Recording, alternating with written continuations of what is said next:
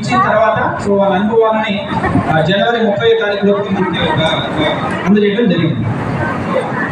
దాని తర్వాత చూసుకుంటే మనకి సెమినార్లో ఈ ఆర్టికల్స్ రివ్యూ ప్రాసెస్ ఎలా జరుగుతుంది.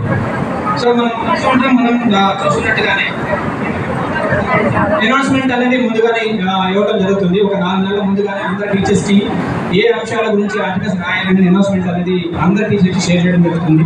అలాగే వాళ్ళు రాసిన ఆర్టికల్స్ని అందరినీ కలెక్ట్ చేయడం జరుగుతుంది.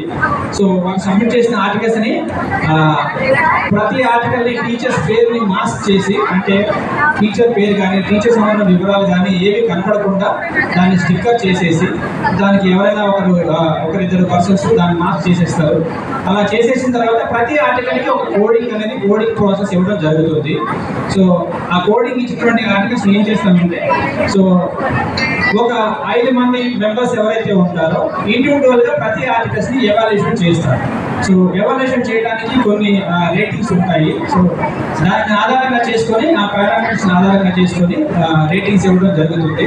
సో అలా 5గురు ఇండివిజువల్గా వాళ్ళు ఇచ్చిన స్కోర్స్ ఏవైతే ఉంటాయో ఆ స్కోర్స్ని టోటల్ చేసి టాప్ 10 ఎవరైతే ఉంటారో సో వాళ్ళని మనం ఈ సెమినార్ వేదికగా వాళ్ళ ఆర్టికల్స్ని ప్రజెంట్ చేసుకోవడానికి అవకాశం అనేది ఇవ్వడం జరుగుతుంది.